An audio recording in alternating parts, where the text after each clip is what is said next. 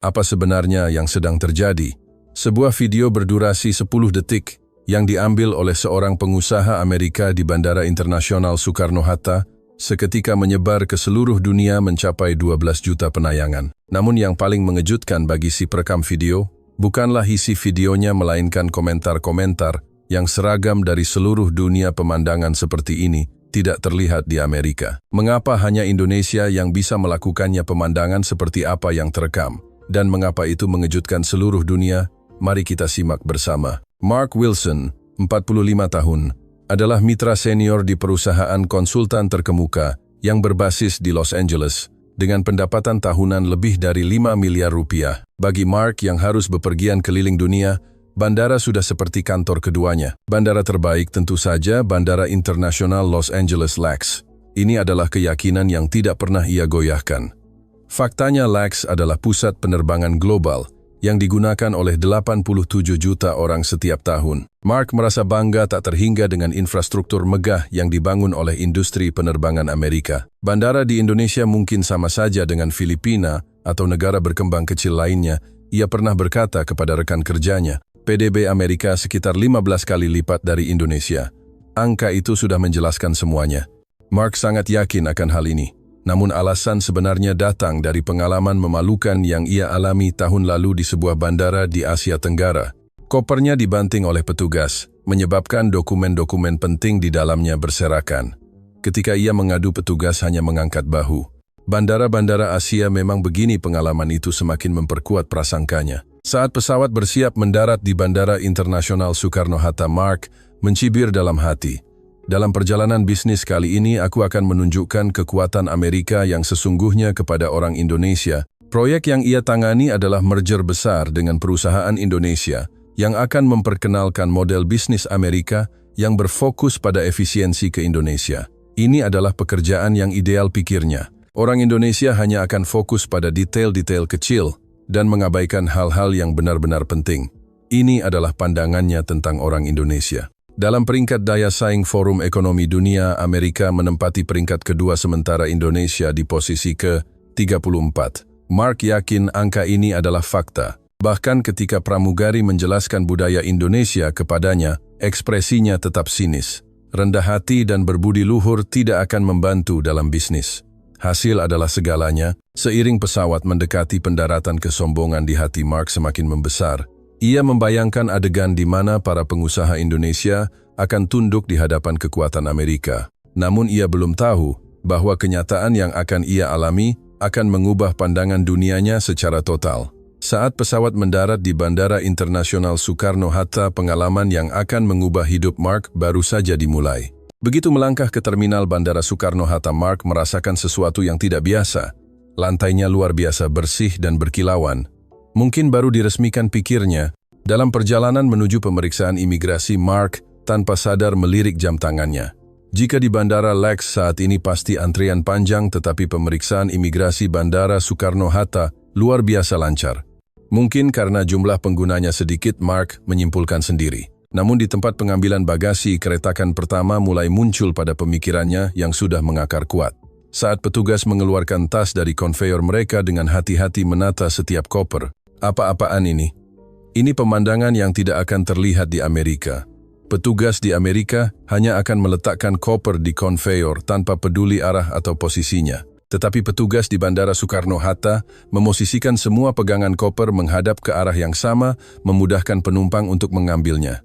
Tidak efisien, buang-buang waktu, Mark mengerutkan kening. Dalam nilai-nilainya, perilaku seperti ini tidak dapat dipahami. Dasar bisnis Amerika adalah efisiensi waktu. Setiap menit dan detik secara langsung memengaruhi keuntungan. Namun kebingungan yang lebih besar menunggunya. Dalam perjalanan menuju pintu keluar, Mark tersesat. Rambu-rambu Bandara Soekarno-Hatta, multibahasa, tetapi bagi Mark yang terbiasa dengan rambu-rambu Amerika yang besar dan sederhana, desain Indonesia yang berorientasi pada detail justru membuatnya bingung. Permisi, di mana pangkalan taksi, tanyanya dalam bahasa Inggris kepada seorang petugas bandara di dekatnya. Petugas itu meskipun bahasa Inggrisnya tidak terlalu lancar berusaha keras untuk menjelaskan, tetapi petugas itu kemudian melakukan sesuatu yang lebih mengejutkan Mark. Merasa bahwa penjelasan lisan mungkin tidak cukup jelas, ia langsung mulai mengantar Mark ke pangkalan taksi. Oh, tidak perlu repot-repot, Mark merasa sedikit tidak enak. Di Bandara Amerika tidak mungkin seorang petugas mengantar penumpang secara individu seperti ini. Tugas petugas adalah melakukan apa yang menjadi bagian mereka, layanan tambahan apapun harus dibayar. Tetapi petugas di Bandara Soekarno-Hatta menjawab sambil tersenyum. Membuat pelanggan merasa nyaman adalah tugas kami. Perasaan yang tak terlukiskan muncul di hati Mark. Petugas itu tidak mendapatkan imbalan apapun. Mengapa harus berbuat sejauh ini untukku? Ini adalah perilaku yang tidak bisa dijelaskan oleh rasionalisme bisnis Amerika. Setibanya di pangkalan taksi, petugas itu membungkuk dengan hormat dan berbalik pergi. Mark terdiam sendirian. Perasaan apa ini? Hatinya dipenuhi dengan kebingungan dan kehangatan. Namun ia segera menepis pikiran itu. Sekarang bukan waktunya untuk terharu. Dalam bisnis, efisiensi adalah kebenaran, kata Mark pada dirinya sendiri. Setelah naik taksi, ia mencoba memverifikasi kesan pertamanya tentang Indonesia melalui percakapan dengan sopir. Apakah petugas bandara di sini selalu seramah ini? Sopir menjawab seolah itu adalah hal yang wajar. Oh, ini normal. Bukankah kepuasan pelanggan adalah hal yang wajar? Kebingungan Mark semakin dalam. Setelah check-in di hotel, Mark sedang memeriksa dokumen untuk negosiasi keesokan harinya, tetapi ia tidak dapat menemukan materi presentasi yang penting. Ia ingat meletakkannya di dalam koper yang ia bawa tadi malam. Jangan-jangan, sebuah pikiran buruk melintas di benaknya. Ia membongkar semua koper tetapi tetap tidak dapat menemukan dokumen itu. Negosiasi keesokan harinya sangat penting bagi kariernya. Jika proyek ini berhasil, Mark mungkin akan dipromosikan menjadi manajer umum Asia. Tetapi tanpa dokumen penting ini, negosiasi kemungkinan besar tidak akan berhasil. Sial, sama saja dengan bandara negara lain. Mark gemetar karena marah. Mimpi buruk yang pernah ia alami di Asia kembali menghantuinya. Bagasi hilang, petugas tidak bertanggung jawab, dan akhirnya hanya bisa pasrah. Ia yakin bandara di Asia semuanya sama. Keesokan paginya, ia menelepon bagian barang hilang Bandara Soekarno-Hatta. Saya sedang mencari dokumen penting yang hilang. Saya tiba tadi malam. Petugas di ujung telepon mendengarkan situasinya dengan sopan dan menjawab, baik, saya akan segera mencari. Mohon tunggu sebentar. Sekitar 30 menit. Mark hampir tidak menaruh harapan. Di Amerika mencari bagasi saja membutuhkan waktu lama. Di Indonesia pasti lebih lama lagi. Namun di luar dugaan, telepon berdering 20 menit kemudian. Dokumen yang Anda cari sudah ditemukan. Suara petugas terdengar sedikit lega. Benarkah? Mark tidak bisa menyembunyikan keterkejutannya. Ya, kami menemukannya di bawah kursi saat pembersihan tadi malam. Kami langsung menyimpannya di sini. Ketika Mark bergegas ke bandara, petugas sudah menyimpan dokumennya dengan baik. Dokumen itu utuh, tidak ada satu lembar pun yang hilang. Terima kasih banyak, Anda sangat membantu. Tetapi, kata-kata petugas selanjutnya membuat Mark terdiam. Sebenarnya kami sedang bersiap untuk mengirimkannya ke hotel Anda. Kami mohon maaf karena Anda harus datang ke sini. Mark benar-benar bingung. Dia sendiri yang tidak sengaja kehilangan dokumen, tetapi petugas itu malah meminta maaf kepadanya dan bahkan berencana mengantarkannya langsung ke hotel. Ini adalah layanan yang sama sekali tidak mungkin terjadi di Amerika.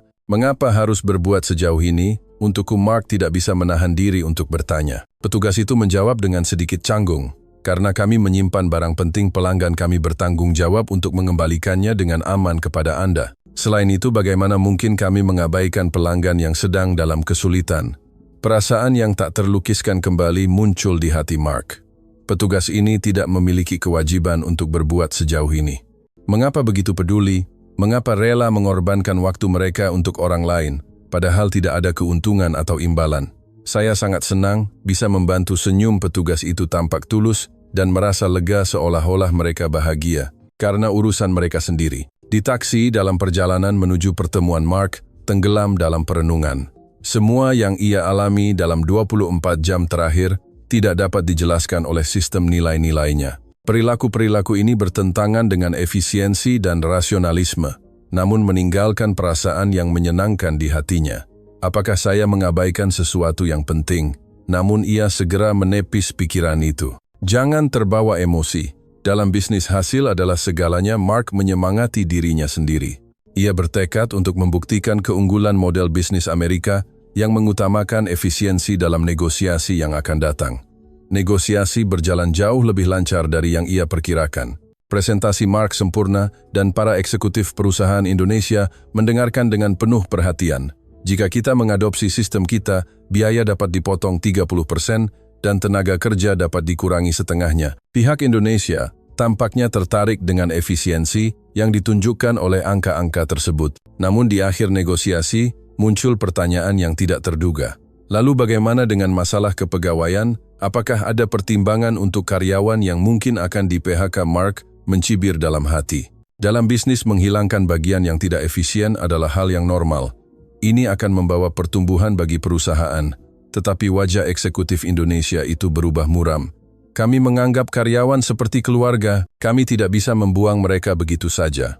Mark tidak bisa mengerti. Membawa emosi ke dalam bisnis adalah tindakan yang tidak rasional. Emosi tidak bisa membuat perusahaan tumbuh. Untuk menang dalam persaingan global, efisiensi sangatlah diperlukan. Negosiasi pun ditunda. Pihak Indonesia mengatakan akan mempertimbangkannya lagi, tetapi Mark tahu betul bahwa itu sama saja dengan penolakan. Dalam perjalanan kembali ke hotel, ia tidak bisa menyembunyikan rasa frustrasinya. Orang Indonesia benar-benar sulit dimengerti dan belum sesuai dengan standar dunia. Namun kejadian keesokan harinya membuatnya semakin bingung. Di lobi hotel, ia bertemu secara kebetulan dengan seorang karyawan muda dari perusahaan Indonesia yang baru saja bernegosiasi dengannya kemarin. Tuan Wilson. Karyawan itu membungkuk dengan hormat. Terima kasih banyak untuk kemarin. Mark meningkatkan kewaspadaannya. Ia khawatir akan mendengar kata-kata sinis setelah penolakan itu. Tetapi yang terjadi selanjutnya justru sebaliknya. Sebenarnya saya ingin Tuan Wilson lebih memahami budaya Indonesia. Jika Anda punya waktu, bisakah saya mengundang Anda untuk mengunjungi perusahaan kami? Mark merasa bingung. Mengapa ia diundang untuk mengunjungi perusahaan padahal negosiasi sudah ditolak? Pasti ada maksud tersembunyi. Saya tidak terlalu tertarik, jawab Mark dengan dingin. Namun karyawan muda itu tidak menyerah. Efisiensi yang Tuan Wilson sebutkan juga penting, tetapi kami juga punya efisiensi kami sendiri. Jika Anda melihatnya dengan mata kepala sendiri, saya yakin Anda akan menemukan hal baru. Akhirnya rasa ingin tahu, Mark mengalahkan dirinya dan ia setuju. Tetapi di dalam hatinya ia masih memiliki keyakinan kuat. Ini hanya melihat cara manajemen Indonesia yang tidak efisien. Mungkin ini adalah kesempatan bagus untuk membuktikan keunggulan Amerika sekali lagi. Pada hari kunjungan, Mark sangat terkejut. Suasana di perusahaan Indonesia sangat berbeda dari Amerika. Hubungan antar karyawan seperti keluarga. Tetapi di mata Mark ini adalah gambaran ketidakefisienan. Bagaimana lingkungan yang terlalu santai seperti ini bisa menghasilkan daya saing? Ia mencibir dalam hati. Saat mengunjungi pabrik, para karyawan sedang merawat mesin dengan hati-hati. Di Amerika, pekerjaan semacam ini akan dialihdayakan kepada perusahaan spesialis. Benar-benar tidak memiliki kesadaran biaya. Mark meyakini. Di kantin karyawan saat istirahat makan siang, ia lebih terkejut lagi. Manajer dan karyawan biasa duduk bersama dan makan. Ini adalah pemandangan yang tidak terlihat di Amerika. Tidak ada hierarki. Bagaimana disiplin organisasi bisa dipertahankan seperti ini? Namun pada sore hari itu terjadi sebuah insiden yang mengguncang nilai-nilai Mark. Sebuah kecelakaan kecil terjadi di pabrik. Seorang karyawan terluka ringan. Tetapi cara perusahaan Indonesia menanganinya saat itu membuat Mark terdiam. Saat kecelakaan terjadi, suasana di pabrik berubah. Tetapi tidak ada kekacauan seperti yang Mark duga. Sebaliknya ada respons yang tenang dan teratur yang mengejutkan. Karyawan terdekat segera memberikan pertolongan pertama kepada yang terluka, sementara yang lain menelepon ambulans. Ada juga yang menghubungi keluarga korban. Mungkin mereka mengikuti SOP, prosedur operasi standar. Mark awalnya berpikir begitu. Di Amerika ada juga prosedur untuk menangani keadaan darurat. Tetapi yang terjadi selanjutnya melampaui imajinasinya. Hal pertama yang dilakukan oleh manajer pabrik ketika tiba di lokasi adalah meminta maaf kepada korban. Maafkan saya ini semua karena manajemen saya kurang memadai. Jika di Amerika, hal pertama yang harus dilakukan adalah memastikan siapa yang bertanggung jawab dan menilai risiko hukum. Permintaan maaf yang emosional seperti ini dianggap sebagai tindakan berbahaya. Tetapi permintaan maaf manajer pabrik itu jelas berasal dari hati. Yang lebih mengejutkan adalah perkembangan setelahnya. Setelah korban dibawa ke rumah sakit, manajer pabrik mengumpulkan semua karyawan. Kecelakaan ini adalah masalah dalam manajemen keselamatan kita. Mulai besok kita akan meninjau ulang semua alur kerja. Kecelakaan yang sama tidak boleh terjadi lagi. Mark benar-benar bingung. Penyebab kecelakaan itu adalah kelalaian korban sendiri. Mengapa manajer pabrik harus menanggung tanggung jawab? Jika di Amerika ini akan diklasifikasikan sebagai tanggung jawab individu. Tetapi yang lebih tidak bisa ia mengerti adalah reaksi karyawan lain. Tidak ada yang menyalahkan manajer. Sebaliknya mereka semua menyatakan, kita sendiri juga seharusnya lebih berhati-hati. Seluruh organisasi menanggung tanggung jawab bersama. Ini sangat tidak efisien, Mark mengeluh dalam hati. Namun pemandangan yang ia lihat keesokan harinya memberikan keretakan yang menentukan pada nilai-nilainya. Ketika dia kembali ke pabrik, karyawan yang terluka kemarin ternyata sudah kembali bekerja dengan perban di tangannya. Mengapa tidak istirahat? Bukankah Anda berhak untuk mengambil cuti sakit berbayar? Ketika Mark bertanya, karyawan itu menjawab dengan canggung, "Saya sudah cukup merepotkan semua orang. Bagaimana saya bisa istirahat lagi? Ini hanya luka kecil, saya bisa melakukan pekerjaan administrasi." Jawaban ini membuat Mark tidak bisa berkata-kata. Di Amerika, mengambil cuti sakit selama mungkin adalah hal yang normal karena itu adalah hak pekerja. Tetapi karyawan ini memilih tanggung jawab daripada hak. Yang lebih mengejutkan adalah tindakan karyawan lain. Mereka secara alami berbagi pekerjaan korban. Tidak ada yang mengeluh. Sebaliknya mereka semua bertanya dengan prihatin, "Apakah kamu baik-baik saja? Jangan memaksakan diri." Ada apa sebenarnya? Mark benar-benar kacau. Mengutamakan kepentingan kelompok di atas kepentingan individu. Mengutamakan tanggung jawab di atas hak. Ini benar-benar bertentangan dengan teori bisnis yang ia pelajari. Saat istirahat makan siang, ia bertanya kepada karyawan muda yang mengantarnya berkeliling, "Mengapa semua orang begitu peduli pada perusahaan? Bukankah mereka juga bisa lebih memikirkan diri sendiri?" Karyawan muda itu berpikir sejenak lalu, menjawab, "Perusahaan menopang kehidupan kami, jadi wajar jika kami menopang perusahaan. Saling membantu pada akhirnya membuat kita semua bahagia." Mark masih tidak bisa mengerti. Tetapi ketika ia melihat data kinerja perusahaan ini, ia menjadi lebih bingung. Dibandingkan dengan perusahaan Amerika yang berfokus pada efisiensi produktivitas, mereka sama sekali tidak kalah. Sebaliknya, tingkat retensi karyawan sangat tinggi dan kualitasnya jelas lebih baik. Mungkin hanya kebetulan berkinerja baik selama periode ini, Mark meyakinkan dirinya sendiri. Tetapi jauh di lubuk hatinya, perasaan lain mulai tumbuh. Mungkinkah efisiensi yang saya yakini hanya hal yang dangkal? Mungkinkah efisiensi yang sesungguhnya ada di tempat yang lebih dalam? Pertanyaan ini diam-diam berakar di hatinya. Pada hari kepulangannya, Mark datang ke Bandara Soekarno-Hatta dengan perasaan campur aduk. Seminggu di sini telah menggoyahkan prasangkanya tentang Indonesia, tetapi ia masih belum bisa menerimanya sepenuhnya.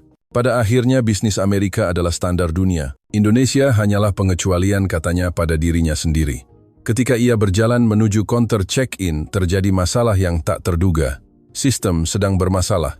Kami tidak dapat mengonfirmasi reservasi Anda. Kami mohon maaf atas ketidaknyamanan ini." Petugas counter membungkuk dengan sangat sopan. Mark mulai merasa tidak sabar. Masalah seperti ini juga sering terjadi di Amerika, tetapi biasanya hanya berakhir dengan ini masalah sistem. Tetapi cara penanganan di Bandara Soekarno-Hatta benar-benar berbeda. "Kami mohon maaf yang sebesar-besarnya atas ketidaknyamanan yang ditimbulkan. Kami akan segera memanggil manajer untuk menanganinya." Manajer yang muncul beberapa menit kemudian membuat Mark terperangah. Dia adalah seorang wanita paruh baya berseragam. "Saya Maya Sari. Saya mohon maaf sebesar-besarnya atas ketidaknyamanan yang disebabkan oleh masalah sistem ini." Ibu Maya membungkuk dengan hormat dan meminta maaf. Di Amerika, manajer tidak mungkin maju secara pribadi untuk meminta maaf seperti ini. Tetapi yang lebih mengejutkan adalah penanganan setelahnya. "Kami akan meningkatkan Anda ke kelas utama dan memberikan voucher untuk perjalanan berikutnya sebagai kompensasi atas ketidaknyamanan Anda." Kata-kata ini membawa kejutan besar bagi Mark. Di Amerika, ruang lingkup tanggung jawab, organisasi dibagi dengan jelas. Prinsip dasarnya adalah tidak terlibat dalam hal-hal di luar tanggung jawab sendiri. Tetapi Ibu Maya melampaui batas-batas organisasi, menempatkan kepuasan pelanggan di tempat pertama. Sambil menunggu di lounge VIP, Mark mengingat kembali semua yang terjadi selama seminggu terakhir. Petugas bandara yang dengan ramah mengantar karyawan yang berusaha keras untuk mengembalikan barang yang hilang, perusahaan yang memperlakukan karyawan seperti keluarga pabrik yang menanggung tanggung jawab kecelakaan bersama, dan sekarang manajer ini yang tidak peduli batas-batas organisasi demi pelanggan. Titik umum dari semua peristiwa ini adalah hati yang peduli terhadap orang lain. Meskipun terlihat bertentangan dengan efisiensi dan rasionalisme itu, justru menciptakan hasil yang terbaik. Mungkin ini adalah kekuatan Indonesia yang sesungguhnya. Saat waktu boarding mendekat, Mark tanpa sadar mengeluarkan ponsel pintarnya. Ia ingin merekam layanan Ibu Maya tadi. Tetapi alasan ia merekam sangat berbeda dari awal. Awalnya ia berencana untuk mengejek layanan Indonesia yang dianggapnya berlebihan. Tetapi sekarang ia ingin memperkenalkan layanan yang luar biasa ini kepada seluruh dunia. Ketika ia meminta izin Ibu Maya untuk merekam video, Ibu Maya menjawab dengan sedikit malu, "Saya hanya melakukan apa yang seharusnya saya lakukan.